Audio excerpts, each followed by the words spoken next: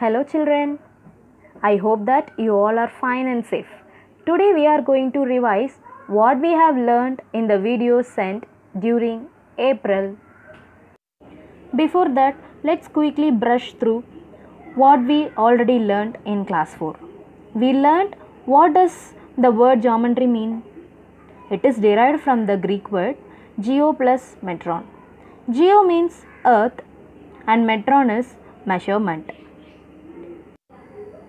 We also learned a few applications and the fields in which geometry is used. Space study, astronomy, etc. It also plays a huge role in construction and architecture.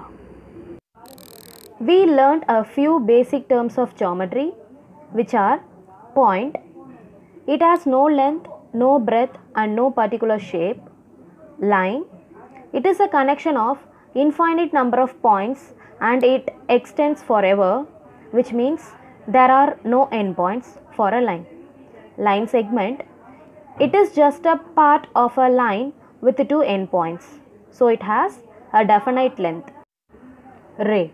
It emerges from an endpoint and it just keeps extending in the other direction. Out of these 4 terms, we learned a lot about line segments and how they are used to form different polygons, and we also learned the name of each polygon based on how many number of line segments were used as sides in them. Now we are going to use ray and we are going to learn a lot about angles and their types. What we are going to revise in this video are: what are angles, what is a vertex, vertices, the types of angles, how to name the angles formed, and finally lines and their different types. The first thing is angles. What is an angle? An angle is a measure between two rays that share a common endpoint. Here in this figure we have two rays PQ and PR, which has the common point as P. How do we measure these angles? We all know all measurements have some units. For example, distance is measured in kilometer. Similarly, what is a unit for measuring angles? Yes, they are degrees. It is written as a tiny zero above the number. We know two rays meet at a common point. What this common point is called? It is called vertex. In polygons, two line segments meet at a point called vertex. Plural form of vertex is vertices, which means there are more than one vertex. How is that possible? Imagine this triangle. There are 3 line segments meeting each other at 3 points. So, the triangle has 3 vertices. We also learned how to name the angles formed using the rays by which they are formed. Let's revise that. This is the angle symbol. It looks like a lesser than symbol with a flat base. Angles are named using 3 alphabets, the middle alphabet being the vertex at which the rays meet. Vertex is where the angle is formed. In this figure, the angle is formed between rays PQ and PR at point P. So, P is written as the middle letter. We can always have 2 ways to write a single angle: angle RPQ or angle QPR. Here P, the vertex, should always be the middle letter. Now let's see what are the types of angles. There are mainly 5 types of angles: acute angle, right angle, obtuse angle, straight angle, reflex angle. Other than this, we also have zero angle and complete angle. Zero angle means there is no measure between the rays.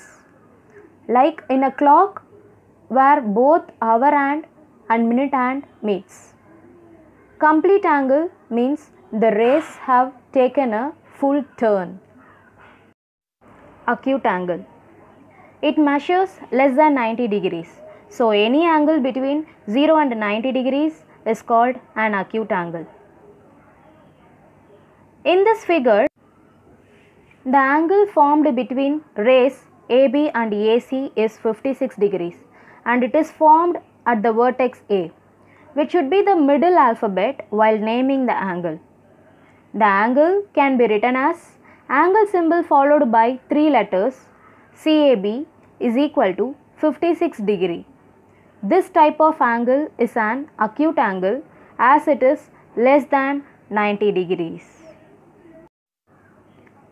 Can you see the figure and fill in the blanks just like how we did for the previous one?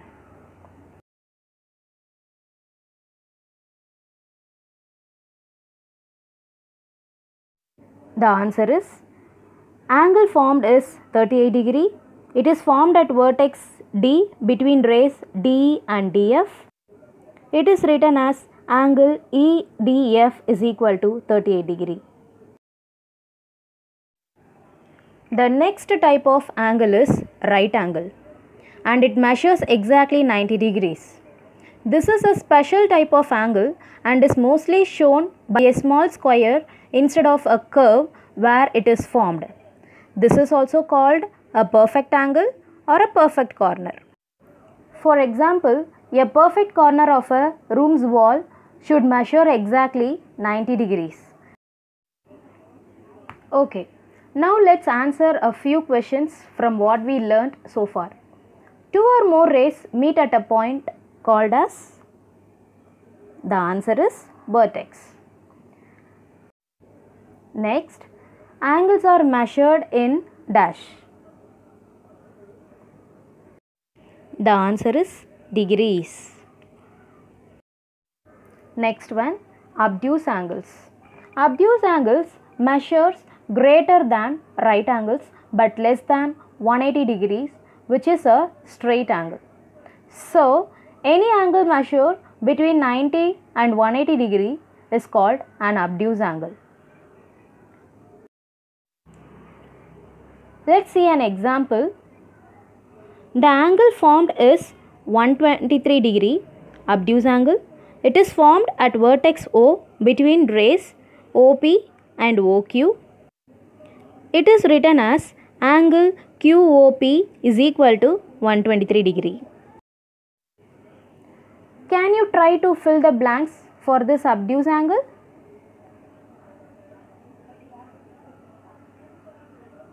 Okay, the answers are: the angle formed is 165 degree. It is formed at vertex R between rays RS and RT. It is written as angle SRT is equal to 165 degree. Straight angle. Straight angle measures exactly 180 degrees. Two rays will be exactly opposite to each other in this case. For example, hour hand and minute hand in clock while it shows 6 o'clock. The last one is reflex angle. Any angle which measures greater than straight angle 180 degree and less than 360 degree complete angle, then it is called reflex angle.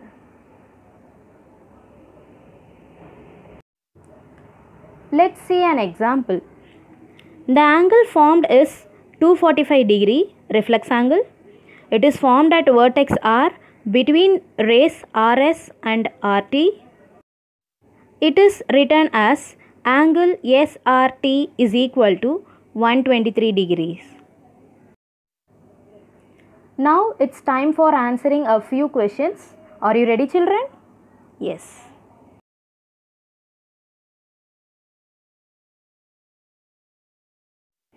And the answer is, the angle formed is 310 degree.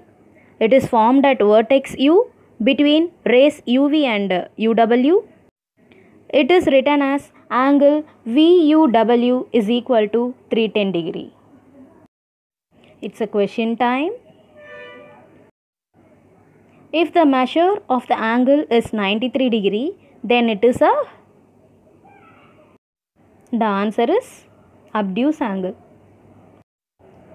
If the measure of the angle is between 180 degree and 360 degree, then it is a... The answer is reflex angle. How much does a right angle measure? The answer is 90 degree. Can you identify the type and also can you name the angle formed using 3 alphabets using both possible ways? Here you go. Now we are going to see lines and their types. 4 types of lines: parallel lines, intersecting lines, concurrent lines and perpendicular lines. Parallel lines. Parallel lines never meet each other and they keep maintaining the same distance between them throughout. For example, railway track. The rails on the railway track never meet. Or the opposite sides of your table, they never meet too. The next type is intersecting lines. A pair of straight lines meeting at a single point are called intersecting lines, and the point at which they meet is called point of intersection. Concurrent lines. 2 or more lines meeting at the same point are called concurrent lines, and the point at which they all meet is called point of concurrence. For example, the spokes of a bicycle and the wire ropes of the giant wheels. Can you think of any other real life examples of concurrent lines? The last one, perpendicular lines. Perpendicular lines are the ones which make exactly 90 degrees at the point of intersection. Okay children, now can you try and identify what types of lines are these? The answers are parallel, perpendicular, intersecting. Children, I believe you have understood what angles, types of angles and types of lines are. Okay children, meet you all with another interesting topic. Have a wonderful day. See you soon. Bye bye.